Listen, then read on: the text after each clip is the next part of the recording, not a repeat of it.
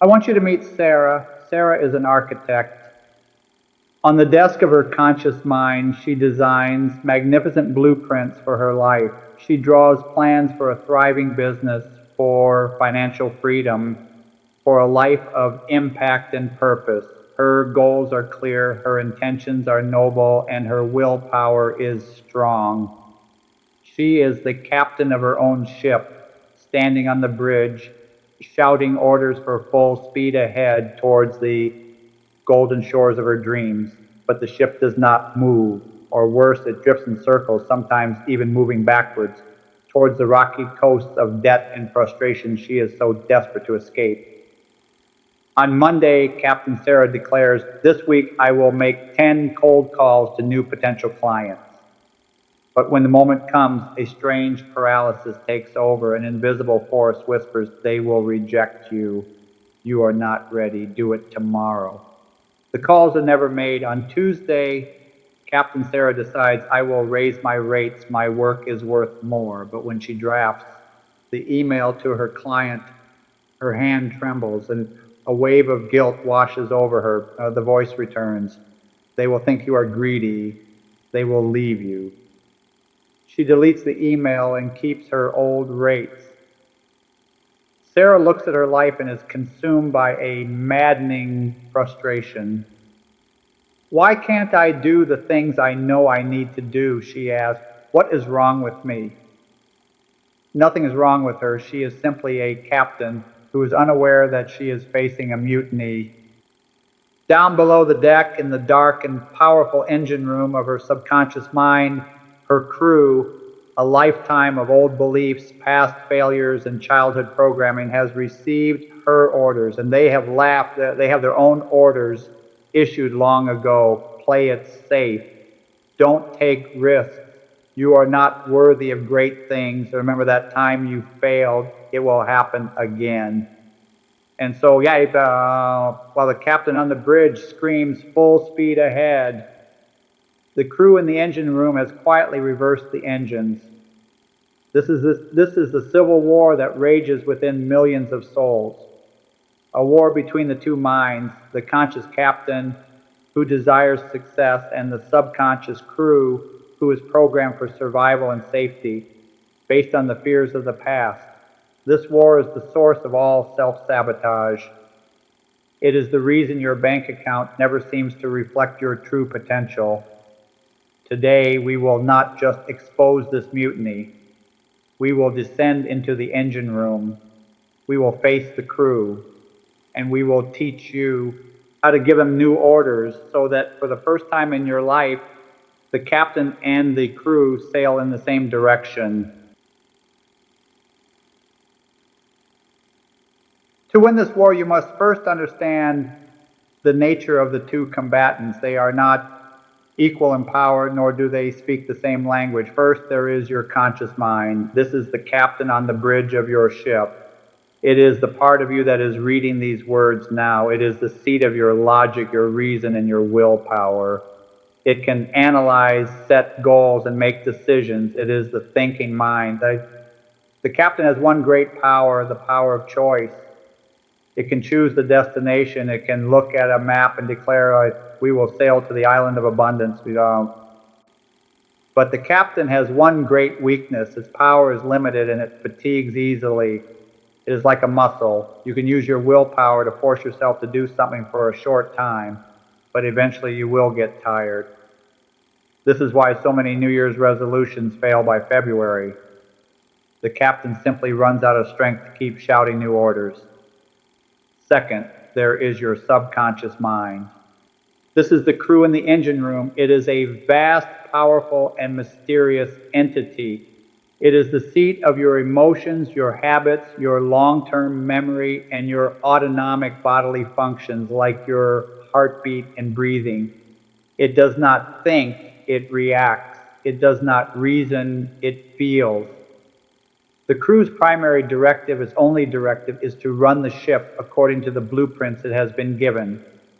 It is a servant of unimaginable power and loyalty, but it is completely non-critical. It will execute a faulty blueprint with the same perfect efficiency as it will a flawless one. And here is the most important secret you must understand. The crew in the engine room is 1,000,000 times more powerful than the captain on the bridge. If the captain's willpower is a single man shouting orders, the subconscious crew is a 1,000-man army working in perfect unison. If there is a conflict between a conscious desire and a subconscious program, the subconscious program will win every single time. This is not a flaw in your design, it is a feature. Your subconscious is designed to automate your life, to free up the captain to think about new things. But the problem is not the crew. The problem is that the crew is working from an outdated and corrupted set of blueprints. Our work, therefore, is not to make the captain shout louder. It is to stop the shouting, walk down the stairs into the engine room, and hand the crew a new, magnificent set of plans.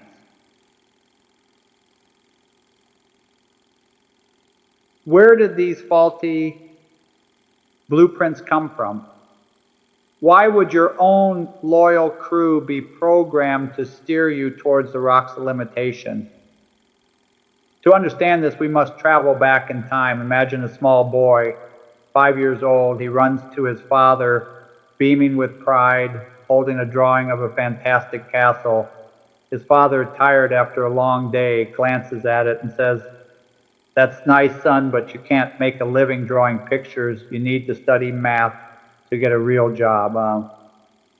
The father's intention was not malicious, but in that moment, a powerful command was delivered to the boy's subconscious engine room. The subconscious crew heard it loud and clear and etched it into a blueprint. Creativity is not valuable. Logic is safe. A few years later, he hears his parents arguing about money late at night. He feels the tension, the fear, that he doesn't understand the details, but his subconscious, which speaks the language of feeling, receives another command. Money is a source of conflict and pain. Now, fast forward 30 years, this boy is a man, a brilliant designer, but he is terrified of charging what he is worth. His conscious captain screams, "We need this deal." But the crew in the engine room is pulling every lever to avoid it, still running on those old blueprints. This is not about blaming your parents. This is about understanding the code so you can rewrite it. These are the ghosts in your machine. The casual remarks, the painful events, the fears of others that you absorbed. Your subconscious recorded them not as memories, but as operating instructions. Your task now as the master architect is to find these old lines of code and replace them. So the captain decides to change the blueprints. He writes a magnificent new plan on a piece of paper full of logic and reason. The plan says, from now on, we will believe we are worthy of wealth. He runs down to the engine room and hands the paper to the foreman of the crew. The foreman, representing the subconscious mind, looks at the paper, turns it upside down, and then hands it back with a confused shrug. He cannot read it. This is the fatal mistake most people make. They try to speak to the subconscious using the language of the conscious mind. They try to use logic, reason, and willpower to persuade a part of themselves that does not understand logic, reason, or willpower. The subconscious mind, the crew in the engine room, speaks only two languages, and you must become fluent in both. The first language, feeling. Feeling is the native tongue of the subconscious. It is the language of emotion. The crew does not care what the captain thinks, but it cares what the captain feels. A thought repeated without emotion is just noise. A thought infused with the powerful feeling of its reality is a direct command. When you worry, you are thinking a negative thought, what if I fail, and infusing it with the powerful feeling of fear. You are speaking perfect subconscious, the language of the subconscious, issuing a clear command for failure. The crew receives this command and says, I, Captain, preparing for failure. Conversely, when you can generate the genuine feeling of success, security, or relief, before it has happened, you are also speaking perfect subconscious. You are handing the crew a new emotional blueprint. The crew in its loyalty receives this feeling and says, Captain, the new destination feels like success, adjusting all systems to match this feeling.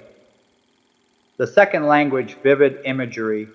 The subconscious thinks in pictures, not in words, but it is the mind of dreams, of symbols, of metaphors. To tell your subconscious, I want to be wealthy, is meaningless. It's an abstract concept, and you must paint a picture, a short, vivid, sensory-rich scene, a movie that implies the fulfillment of your desire. This is why the story of the artist holding his business card was so powerful. He didn't just think, I am a CEO. He saw the card, he felt its texture, he imagined the pride. He created a sensory movie. This movie was a new blueprint delivered to the crew in the exact language it understands. Therefore, your work is to stop shouting logical orders from the bridge. Your work is to become a master communicator. You must learn to translate your conscious desire, I want financial freedom, into the two languages the engine room understands, a vivid, sensory-rich image and the powerful corresponding feeling of the wish already fulfilled. Now we understand why trying harder is so often a recipe for burnout and failure. It is the captain's mutiny against himself. Let me tell you the story of Mark, a salesman. Mark's subconscious was programmed with a deep belief that you have to work to the point of exhaustion to deserve money. This blueprint was installed by watching his father work 2 jobs, always coming home bone tired. Mark's conscious captain decides he wants to double his income. He creates a logical plan. I will work 12 hours a day instead of 8. I will make twice as many calls. He is trying harder. For the first week, his willpower is strong. He pushes himself, fueled by coffee and motivation. He feels exhausted, but he makes progress. The captain is winning, or so he thinks. But the crew in the engine room is confused. Their prime directive is work must equal exhaustion. As Mark starts to become more successful and efficient, his work actually becomes easier. This violates the blueprint. The crew perceives this ease as a threat. So the mutiny begins. Mark starts to forget important appointments. He develops a mysterious back pain that makes it hard to sit at his desk for long hours. He finds himself getting into pointless arguments with his colleagues, draining his mental energy. He starts procrastinating, scrolling through his phone instead of making the next call. The captain on the bridge is furious with himself. I'm being lazy. I have no discipline. He shouts. He tries to push even harder, creating more stress and more resistance. He doesn't realize that these are not his failings. These are the actions of a loyal crew faithfully executing their prime directive. They are creating symptoms, back pain, procrastination, to ensure the old blueprint, work equals exhaustion, is fulfilled. Mark is not fighting his laziness, he is fighting his own subconscious programming, and it is a war he cannot win through force. The solution for Mark was not to try harder, it was to stop. It was to go into the engine room and hand the crew a new blueprint.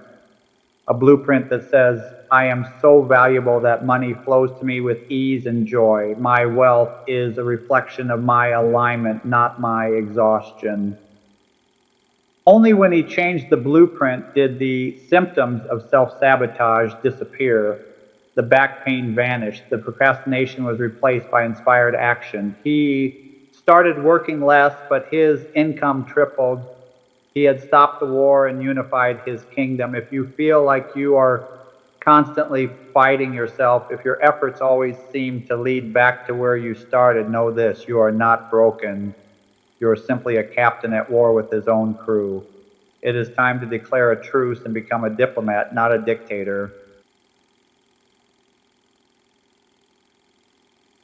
Declaring a truce is the first step. Forging a lasting treaty of peace requires skill, patience, and the right tools. You, the captain, must become a master diplomat using these three instruments of unification to align your entire being towards a single purpose. Tool 1, the Embassy of the Senses, the Workshop of Imagination. You cannot force the crew to accept a new blueprint. You must invite them to experience it. Create a short, vivid scene that implies your desire is already fulfilled. This scene must be a celebration of the crew's new reality. If your old blueprint is money causes pain, your scene must be about the feeling of peace and harmony. You enter the scene every night before sleep, looping it not to convince yourself, but to give the crew a taste of this new, better feeling reality. Tool 2, the Anthem of the New Republic, the Power of Incantation. You must create an anthem for your new unified inner state. This is your I am incantation, and it must speak directly to the old faulty blueprint. If the old blueprint is I am not smart enough, your anthem could be I am the expression of infinite intelligence, and the perfect ideas come to me with ease. Declare it with the fire of conviction. This is the captain singing the new unifying song of the kingdom until the crew in the engine room adopts it as their own. Tool 3, the vote of confidence, the evidence of action. The crew is loyal but cautious. It needs proof that this new direction is safe. You must provide this proof through small, deliberate actions in the physical world. This is acting as if with a specific purpose, right? And to reassure the crew. If you are building a consciousness of wealth, buy a slightly better quality of coffee, feeling the abundance. And each small action is a vote of confidence, so a piece of real world evidence you are feeding back to the engine room. And I knew a freelance consultant who applied this very principle. Her thermostat was set to just getting by. Her vote of confidence was a small, almost terrifying act for her. She went to a flower shop and bought herself a beautiful bouquet of fresh flowers, something she considered a luxury. As she placed them on her desk, she focused on the feeling of deservingness and beauty. That same afternoon, a former client, one she hadn't heard from in over a year, called her out of the blue with a new, unexpected project worth $5,000. Coincidence, or was it the universe, the great law, instantly honoring her first credible vote in a new reality? With enough votes, the crew's resistance melts away and the mutiny becomes a willing, enthusiastic partnership. Let me tell you the story of a baker I once knew, a man named Thomas. Thomas was a master of his craft, but his business was always on the brink of collapse. He was a perfect example of a house divided. His conscious mind, the captain, wanted a thriving bakery. But his subconscious, the crew, was running on a blueprint installed by his Depression-era grandfather that there is never enough. Scarcity is around every corner. Hoard what you have.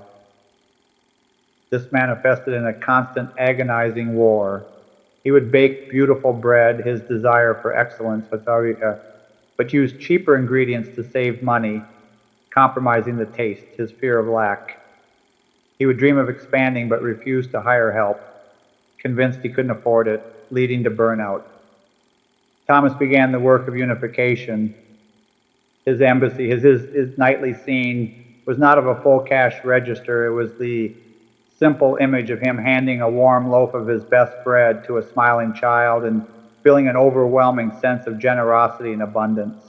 His anthem, his incantation, repeated as he kneaded the dough was, I am a source of nourishment and joy for my community. My supply is infinite because my source is infinite. His vote of confidence, his first act was terrifying for him.